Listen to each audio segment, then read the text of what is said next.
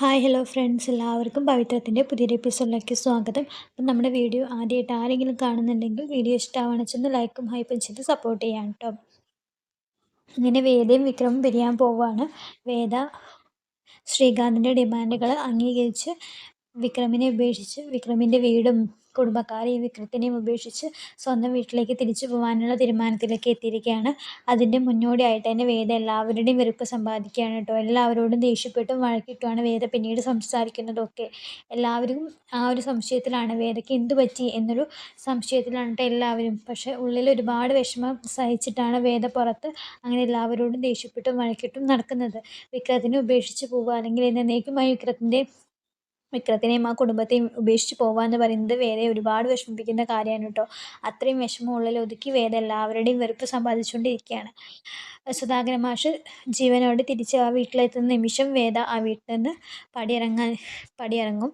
അപ്പോൾ സുധാകരൻ മാഷിനെ അവർ ബോധാവസ്ഥയിൽ വീടിൻ്റെ ഉമ്മറത്ത് കൊണ്ടുവന്ന് ഇടുന്നുണ്ട്. അങ്ങനെ എല്ലാവരും സുധാകരൻ മാഷിനെ കണ്ടുപിടിക്കുന്നുണ്ട്, ഹോസ്പിറ്റലിൽ അഡ്മിറ്റ് ആക്കുന്നൊക്കെ ഉണ്ട് കേട്ടോ.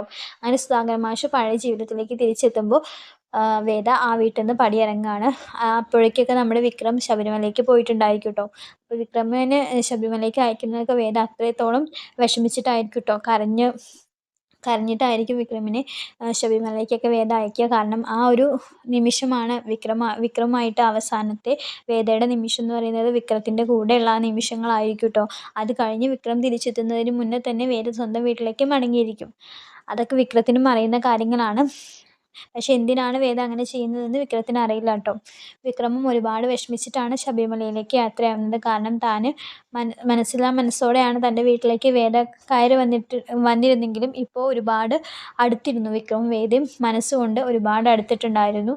പെട്ടെന്ന് തന്നെ വിട്ട് വേദ പോവുകയാണെന്ന് അറിയുമ്പോൾ വിക്രമിനും അത് സഹിക്കാൻ പറ്റുന്നില്ല കേട്ടോ. അങ്ങനെ എല്ലാവരെയും വിഷമിപ്പിച്ചുകൊണ്ട് എന്താണ് കാരണമെന്ന് പോലും തുറന്നു പറയാതെ വേദ ആ വീടിൻ്റെ പടി ഇറങ്ങുകയാണ്. തിരിച്ചെത്തുന്ന വേദേനെ ശങ്കരനാരായണനും ശ്രീകാന്തും എല്ലാവരും സ്വീകരിക്കുന്നൊക്കെ ഉണ്ട് കേട്ടോ. പക്ഷെ ആർക്കും മനസ്സിലാവുന്നില്ല എന്തിനാണ് വേദ ഇങ്ങനെ ചെയ്തത്. വിക്രമിനെയും വീട്ടുകാരും ഉപേക്ഷിച്ച് ഒരിക്കലും വരില്ല എന്ന് പറഞ്ഞിട്ടുണ്ടായിരുന്ന വേദ പെട്ടെന്നൊരു ദിവസം പെട്ടിയും കിടക്കയൊക്കെ എടുത്ത് തൻ്റെ വീട്ടിലേക്ക് തിരിച്ചു വന്നിരിക്കുക എന്ന് പറയുമ്പോൾ അതിന് കാരണം ആർക്കും വ്യക്തമല്ലായിരുന്നു. എന്നാലും അത് ചോദിച്ച് വിഷമിപ്പിക്കണ്ട എന്ന് പറഞ്ഞുകൊണ്ട് ശങ്കരനാരായണൻ എല്ലാവരെയും വാണിംഗ് ചെയ്തുകൊണ്ട് തന്നെ വേദയോട് ആരും ഒന്നും ചോദിക്കാൻ പോകുന്നുണ്ടായിരുന്നില്ല കേട്ടോ ആദ്യത്തെ കുറച്ച് ദിവസങ്ങളായിട്ട്. പക്ഷെ മുത്തശ്ശിക്കും അമ്മയ്ക്കും അച്ഛനും ശങ്കരനാരായണനും എല്ലാവർക്കും സംശയങ്ങളുണ്ടായിരുന്നു. അത്രയും വിക്രമിനെ സംരക്ഷിക്കുകയും വിക്രമിനെ പ്രൊട്ടക്റ്റ് ചെയ്യുകയും വിക്രമിന് വേണ്ടി സംസാരിക്കുകയും ആ വീട്ടിന് വേണ്ടി എല്ലാം ചെയ്തിരുന്ന വേദ എന്തൊക്കെ പ്രശ്നങ്ങളുണ്ടായിട്ടും ഇതിനും മേൽ എന്തൊക്കെയോ പ്രശ്നങ്ങൾ വന്നു. എന്നിട്ടൊന്നും വിക്രമിനെ ഉപേക്ഷിച്ച് പോരാൻ തയ്യാറാവാത്ത വേദയ്ക്ക് പെട്ടെന്ന് എന്ത് പറ്റി എന്നുള്ള സംശയങ്ങളാണ് എല്ലാവർക്കും ഉണ്ടായിട്ടുണ്ടായിരുന്നത്. അങ്ങനെ വേദ ഒന്ന് കൂളാവുന്ന സമയത്ത് ശങ്കരനാരായണൻ തന്നെ ചോദിച്ച് മനസ്സിലാക്കുന്നുണ്ട് എന്തിനായിരുന്നു, എന്താണ്, ഒരു കാരണവും ഇല്ലാണ്ട് നീ ആ വീട് വിട്ട് ഇറങ്ങില്ല. വിക്രമുമായി എന്തൊക്കെ പ്രശ്നങ്ങൾ ഉണ്ടായിട്ടുണ്ടെങ്കിലും നീ ആ വീട്ടിൽ നിന്ന് വരാൻ ഒരിക്കലും തയ്യാറാവില്ലായിരുന്നു. ഇതിനും മേലെ പ്രശ്നങ്ങൾ, ഇതിനും വലിയ പ്രശ്നങ്ങൾ വിക്രം ഉണ്ടാക്കിയിട്ടുണ്ട്. എന്നിട്ടും വിക്രമിന് വേണ്ടി സംസാരിക്കുകയും വിക്രമിനെ പുറത്തിറക്കാനും വിക്രമിന് കൂടെ നിന്നിരുന്ന നീ പെട്ടെന്ന് ഒരു കാരണവും ഇല്ലാണ്ട്, ഒന്നുമല്ല വിക്രം ഇത്രയും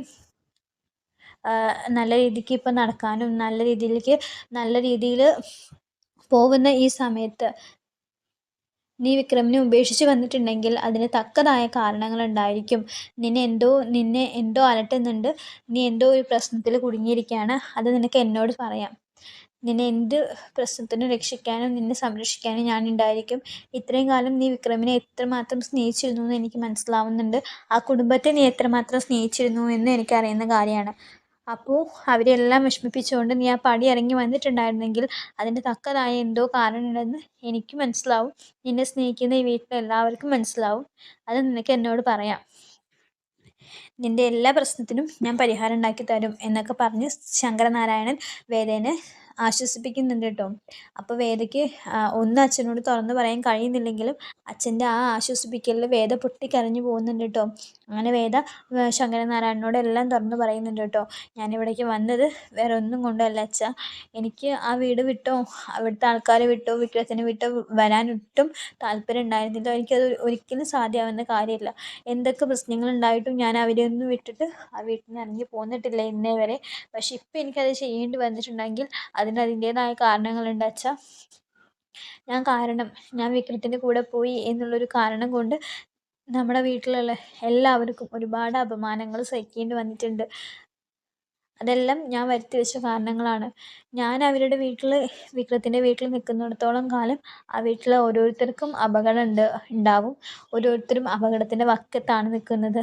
ഇപ്പോൾ അച്ഛന് ഇങ്ങനൊരു സാഹചര്യം ഉണ്ടായത് പോലും ഞാൻ കാരണമാണ് എന്നറിഞ്ഞ ആ നിമിഷം മുതൽ ഞാൻ തകർന്നതാണ് അച്ഛാ.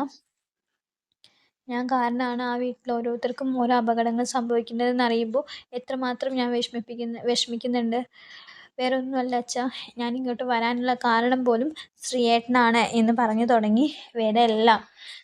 ശ്രീകാന്ത് കാരണമാണ് സുധാകരൻ മാഷിന് അപകടം പറ്റിയതും ഇങ്ങനെ സുധാകരൻ മാഷിനെ കാണാതായതും ഒക്കെ ശ്രീയേട്ടൻ കാരണമാണ്, ശ്രീകാന്ത് കാരണമാണ് എന്നുള്ള കാര്യങ്ങളൊക്കെ വേദ ശങ്കരനാരായണനോട് തുറന്നു പറയുന്നുണ്ട്. പൊട്ടിക്കരയുന്നുണ്ട്. അച്ഛനെ കെട്ടിപ്പിടിച്ച് ഒരുപാട് നേരം വേദ കരയുന്നുണ്ട്.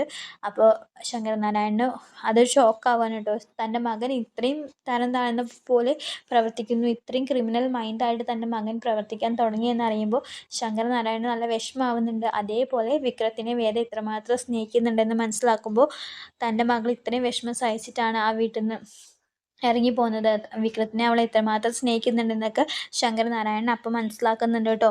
അങ്ങനെ ശങ്കരനാരായണൻ തിരിച്ച് ശ്രീകാന്തിനോട് ഇതൊക്കെ ചോദ്യം ചെയ്യുന്നുണ്ട്. ശ്രീകാന്തിനോട് ദേഷ്യപ്പെട്ട് സംസാരിക്കുന്നു. ശ്രീകാന്തിന് തല്ലാൻ കയ്യോങ്ങുന്നൊക്കെ ഉണ്ട് കേട്ടോ.